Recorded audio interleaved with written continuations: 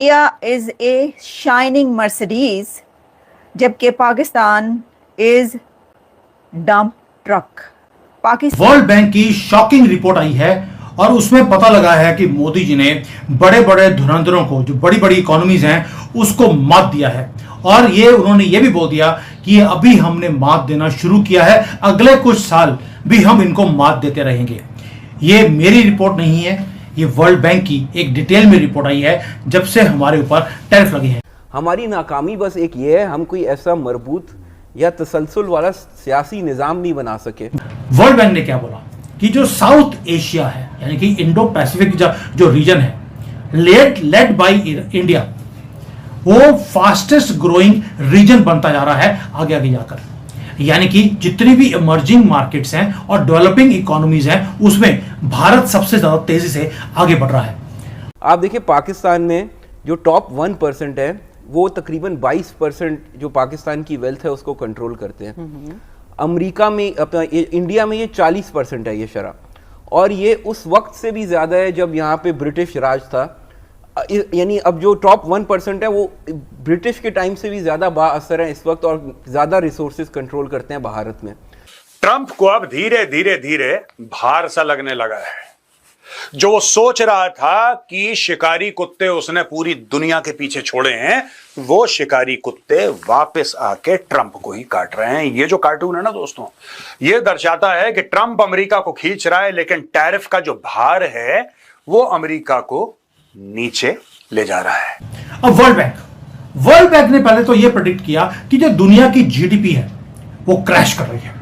क्या word use किया? नीचे नहीं आ रही, क्रैश कर रही है। और पूरे दुनिया की जो जीडीपी है वो 2.2% की से राइज करेगी 2025 में, लेकिन जो भारत की इकोनॉमी है वो 6%, 5.5-6% पे राइज करेगी, यानी कि दुनिया से 3 गुना ज्यादा। बेसिकली जो हमारा लोन है ना, जो हमारा जीडीपी है, ठीक है ना, उसमें 74% जो हमारा है ना वो लोन में चला जाता है। तो ये जो सारा प्रोसेस, इसी वजह से तो पाकिस्तान ऊपर नहीं आ रहा। आपने बचपन में गाना सुना होगा, ये लड़ाई है दिए और तूफान की। ये वही काम हो रहा है। तूफान उनके यहां पर है और हमारा दिया लड़ रहा है इस तूफान के साथ जीतने के लिए। सारी प्रेसिडेंसेस जो हैं, सारे जो स्टैंडर्ड्स हैं, उनको बाईपास करके वो फ्रेंजी है उनके अंदर कि वो वेपन्स खरीद रहे हैं। सबसे ज़्यादा जो उनकी वेपन प्रोक्योरमेंट है वो नेवी की हो रही है। अब नेवी उन्होंने किस मुल्क के खिलाफ डिप्लॉय करनी है, वो आपको राजनाथ सिंह की स्टेटमेंट याद होगी। उसके बाद उसने कहा अगला हमारा जो स्टार्ट होगा ऑपरेशन वो नेवी की तरफ से होगा। फिर इसके साथ साथ सितंबर में मोदी इज टर्निंग 75। अब the real God father of India और बीजेपी, डोनाल्ड ट्रंप और भारत के बीच में आसिम मुनीर का क्या काम? दोस्तों, ये जो आदमी है, ये एक ऐसा प्यादा है जिसने परसों पाकिस्तानियों के सामने यह बोला कि भारत एक मर्सिडीज है और पाकिस्तान एक कूड़ा कचरा उठाने वाला डंपर। भारत एक मर्सिडीज है और पाकिस्तान एक कूड़ा कचरा उठाने वाला डंपर। अगर दोनों के बीच में टकराव हुआ तो नुकसान किसका होगा? मर्सिडीज का ना, जाहिर सी बात है। यह आदमी अपने मुल्क को एक कूड़ेदान समझता है, एक कूड़ा कचरा उठाने वाला डंपर समझता है। और यह बना है भारत और ट्रंप के बीच में जो आज की तारीख में कोल्ड वॉर चल रहा है, एक लड़ाई टाइप की चल रही है, उसमें यह बना है ट्रंप का प्यादा। ट्रंप इसका इस्तेमाल कर रहा है भारत के ऊपर प्रेशर डालने के लिए। अब मैं आपको बताता हूं कैसे। ये कैसे? अब आप बोलेंगे साहब, फील्ड मार्शल क्या ही प्रेशर डालेगा आदमी? ये डालेगा। ये किस तरीके से डालेगा दोस्तों? क्योंकि भारत में कई ऐसे लोग हैं जो कि आसिम मुनीर के वर्ड्स को लेके, उसके शब्दों को लेके सरकार के ऊपर दबाव डालते हैं। अब पहले ये देख लीजिए साहब, Munir's visit came just over a month after the US general describe Pakistan as a phenomenal partner in counter-terrorism efforts.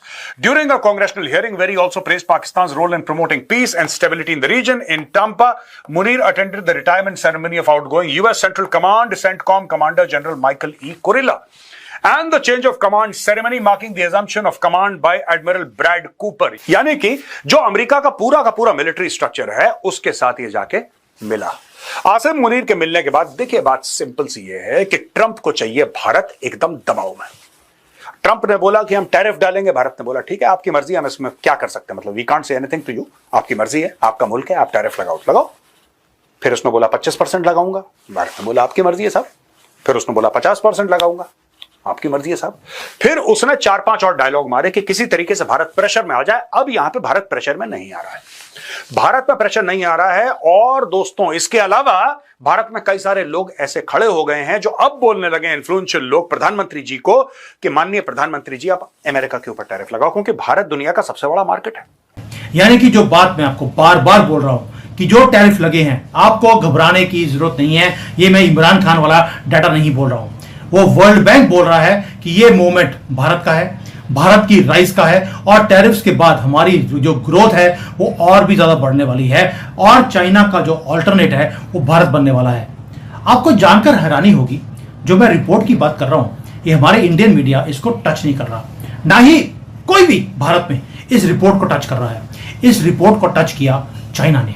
और चाइना, ये जो रिपोर्ट दिखाई मैंने आपको, ये चाइना की मीडिया से मैंने उठाई है। नीचे देखिए वो जो स्टैंप लगी है वो चाइनीज वालों की, वो लगी हुई है बीच में सेंटर में। And they are talking of India's rice.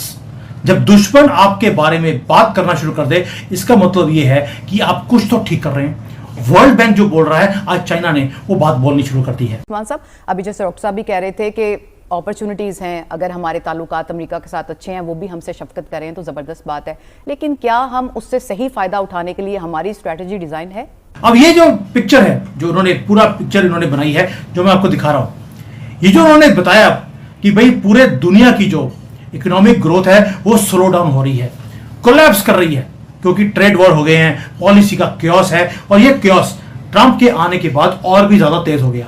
लेकिन ट्रंप इसके लिए जिम्मेवार नहीं है। जो पुरानी गवर्नमेंट थी, वेस्ट की, यूरोप की, ये सभी की सभी रिस्पॉन्सिबल थे इस पॉलिसी क्योस के, जो इन्होंने बना के देखा अपने आप को अमीर करने के लिए और दुनिया को गरीब करने के लिए। लेकिन इस गफलत में रहे कि हम अमीर हैं, अब ये भी गरीब होते जा रहे हैं। दोस्तों, इसको ब्रेक डाउन करूंगा मैं स्टेप बाय स्टेप, नंबर्स के साथ, विच विल शॉक यू। और भारत के लिए क्या बोला है, गर्व से सीना चौड़ा हो गया, क्योंकि चाइना बात कर रहा है और दुश्मन हमारा है सबसे बड़ा, वो चाइना। भारत जैसी जनसंख्या कहीं भी नहीं है, और भारत की मिडिल क्लास इतनी बड़ी है कि टोटल अमेरिका की पॉपुलेशन से ज्यादा भारत की मिडिल क्लास है। आज की तारीख में अगर भारत चाहे तो अमेरिका को बहुत नुकसान पहुंचा सकता है। और ये लोग अब प्रधानमंत्री जी से कह रहे हैं कि सर ऐसा है कि बहुत हो गया, अब अमेरिका को नुकसान पहुंचाओ। यहां पे आसिम मुनीर इसलिए काम आता है दोस्तों, क्योंकि आसिम मुनीर वो इरिटेंट है जो कि कुछ ना कुछ बोलेगा, हम भारत के डैम जो भारत बनाएगा हम उस पर मिसाइल मार देंगे, बोला इसने। भारत ये करेगा तो हम न्यूक्लियर वॉर कर देंगे, ये कर देंगे। ये धीरे धीरे ये ट्रंप की, जैसे तोता है ना, तोता जो मालिक कहता है तोता वही बोलता है, ट्रंप का तोता है। तो जंग आ रही है, आपका मानना ही है? बिल्कुल जंग आ रही है।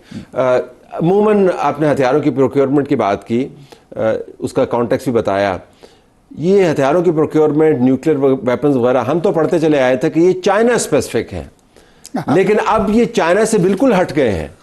अब तो वो पहले तो पाकिस्तान को कहते नहीं, पाकिस्तान हमारा इशू नहीं है, चाइना इशू है। अब दोबारा से पाकिस्तान फोकस, इसकी क्या वजह है, क्या ऑब्सेशन क्या है पाकिस्तान से? तो उसका ये इशू है कि जो उसका ट्रेड है, इंडस्ट्री है, तिजारत है, वो जो अमेरिका से अप जा रही है। ठीक है, मेन इशू उनका ये है। आपको क्या लगता है कि ये ट्रम्प के इस प्रेशर से इंडिया और रशिया क्लोज होंगे, या फिर इंडिया झुक जाएगा अमेरिका की तरफ, जो कि अभी तक झुका नहीं है?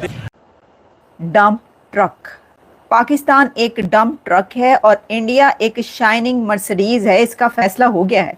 इसकी वजह यह है कि ये पाकिस्तान की मोस्ट पावरफुल फिगर ने कह डाली है ये बात, और अब हर तरफ इस बात का चर्चा है। बातें तो